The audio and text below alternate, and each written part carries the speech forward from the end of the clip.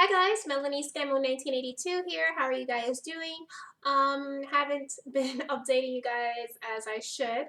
I am shy 4 days from being 1 month out from losing my lap band. Boo. Um, a little has happened since then. I went to go see my lap band doctor, which was strange because he actually called me the day he got back from vacation. And the reason why it was strange was because I haven't heard from this man. If I would probably say if I've seen him and talked to him 3 times throughout, the 5 years that I was, well, almost 5 years that I was post-op lap band surgery, that would be a lot. And I don't see him, I don't talk to him. He has his assistants who usually had always seen me and done my fill, so I was shocked to hear from him. And you know um, he wanted to see me right away, of course. He wanted to talk to me, and he called me himself and he made the appointment, and I was like, okay. And I was at the doctor's a few days later. And I don't know what to say about my experience during that whole doctor's visit. Kind of felt a little rushed. I felt like a lot of my answers wasn't answered, and I just felt a little uncomfortable with it all. The reason being is because one, he just got out of surgery and he was still in his operating clothing stuff. And actually, it's so funny because I knew the person who he was operating in, a good friend of mine here on YouTube and Facebook, and I know her personally. She's been to my house, and Lord and behold, she was having a revision surgery from the lap band too because it slipped. But anyway, that's besides the point. I hope she's doing well. Um, yeah, back to what I was saying. So yeah, after he did her surgery, then he came up to me, and I just felt like it was rushed a little. It was just rushed, and I just didn't feel comfortable with the whole thing because he did say that the reason for the lap band slip was because something that I was already skinny, and then my tissues formed, and I'm not too sure. I wanted to record the whole thing, and stupid me, I put the phone right in the purse, and then it was too late to dig in my bag and press the record button. But it was a mess because I wanted to record word by word, and so you guys can hear exactly what was the reason um, that he said could cause the slip. But he said it was common in people who has been successful and has lost a lot of weight. I don't know. Um, so the reason why I've kind of felt uncomfortable is, number one, you guys know that if I did another revision, it would probably be the sleeve, just because I already experienced the lap band. I wanted to experience another surgery, which is the sleeve. And I don't have anything bad to say about the lap band because that was my tool, that was my baby. That was my bond. So I'm not gonna bash the lap band whatsoever, or say anything bad.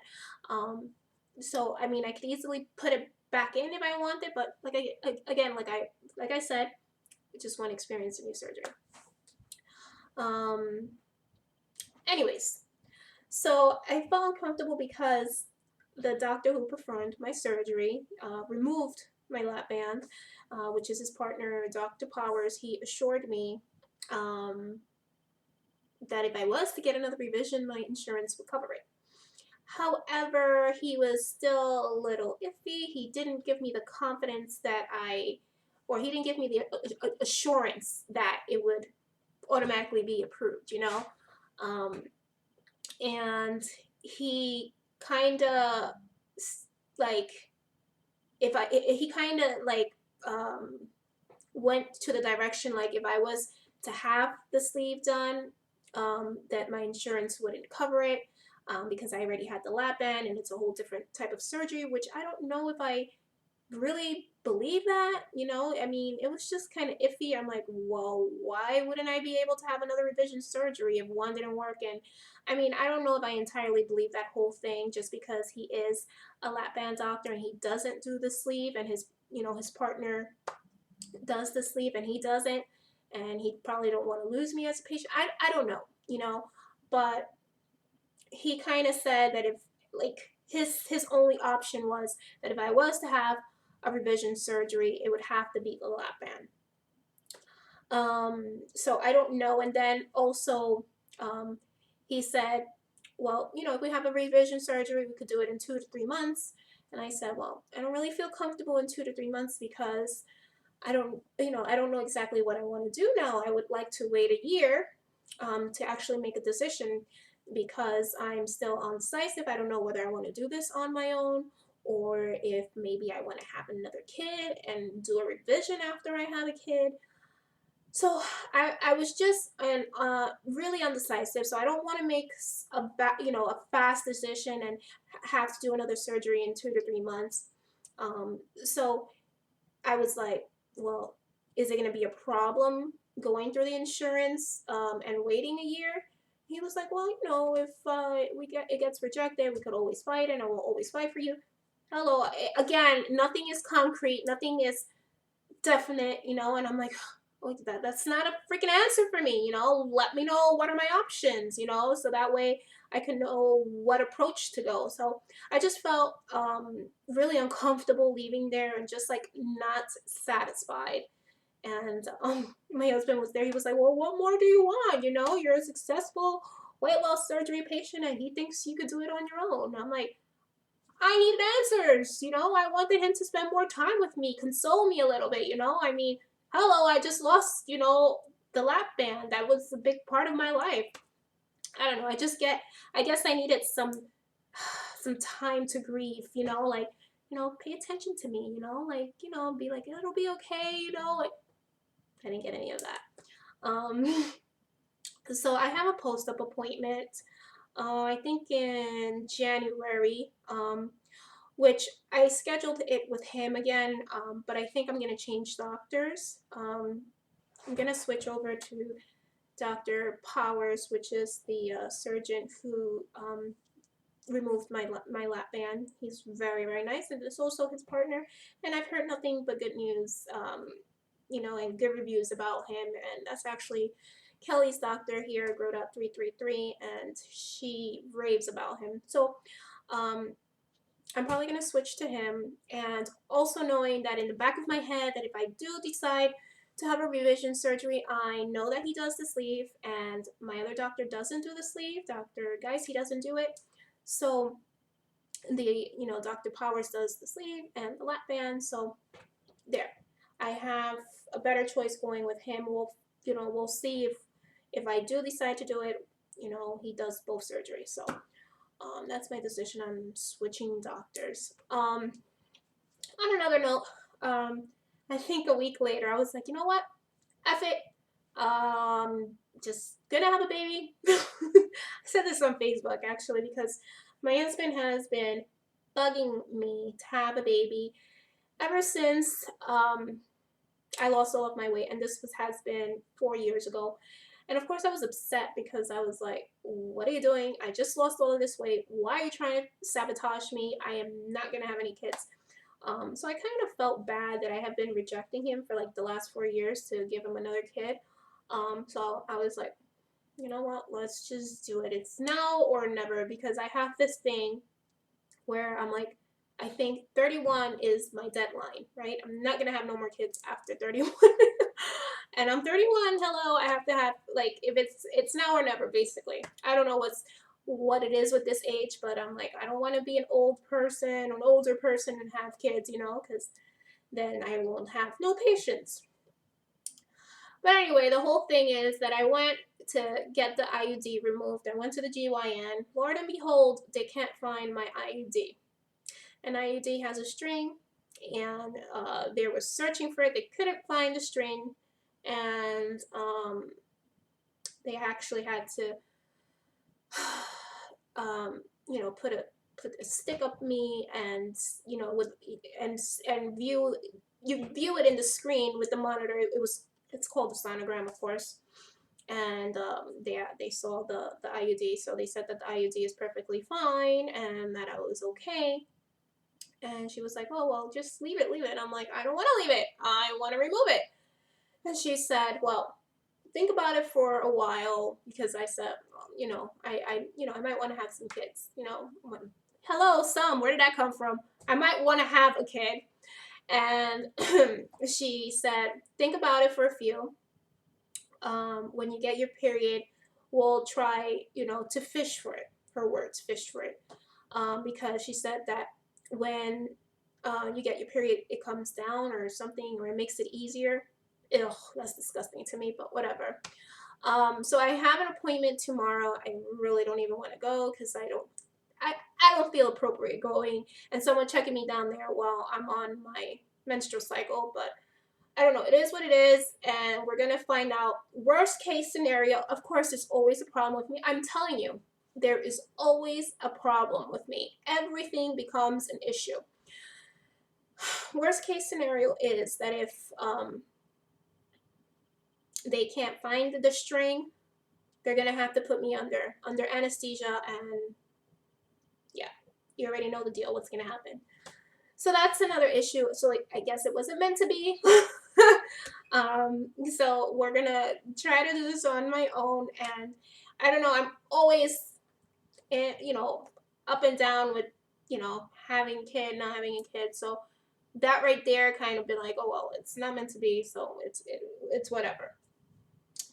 Oh, my weight has been anywhere between 163 to 166. So I've been fluctuating.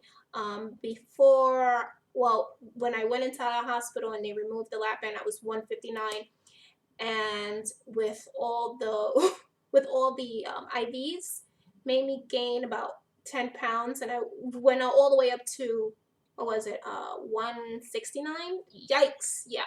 So then I managed to get myself down to 163, the lowest, and today I'm 166. So I'm just trying to get back down. I really want to get back down to the low ones, under 160, because that's where I'm comfortable at. So we'll do that. As far as scarring, I have decided to nick my name to nickname myself Etch a Sketch. Yes, Etch a Sketch, because I feel like every surgery that I do, there is a problem. And with a problem comes another incision. From another incision comes scarring. So yeah, I'm like full of scars. Yeah, why not make a joke out of it, right? With the incisions they had given me, when they removed it, it was 3 incisions. So now I have 3 scars. Yes, like hello. I'll show you.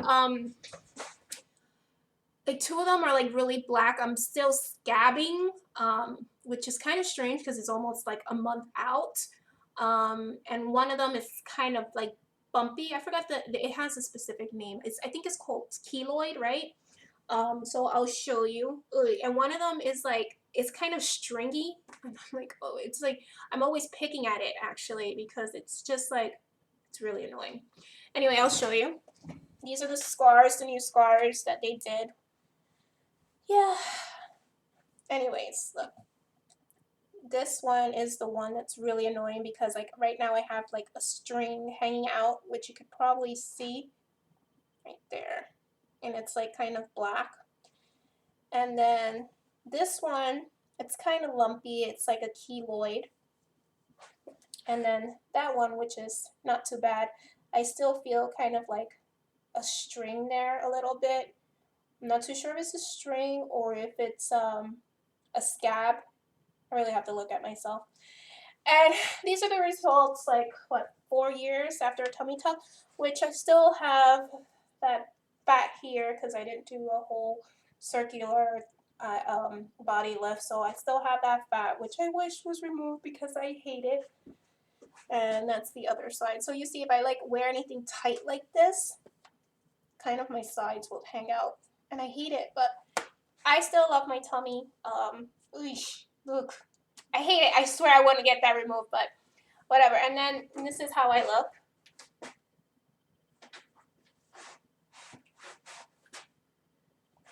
Yeah. So I'm not doing too bad. without the lap band. I'm still pretty much maintaining, and I'm not overeating. So everything remains good. I'm still kind of like eating the same way as I was eating when I was eating with the lap band. So everything pretty much remains normal, and I really hope that it stays like that. We'll see how it goes. I'm giving myself a year to see um, how my body reacts to not having a tool. It is kind of scary, and um, but I think I can do it. I really, really do. I think that I could do this on my own. I mean, I don't know, maybe I relied on my lap band, or I thought I relied on it, and I don't know what to think, but we'll see. Anyway, that's the update, guys. Hope you're all having a great day. Happy Thanksgiving. I know Thanksgiving is next week. I love you all. Take care. Bye-bye.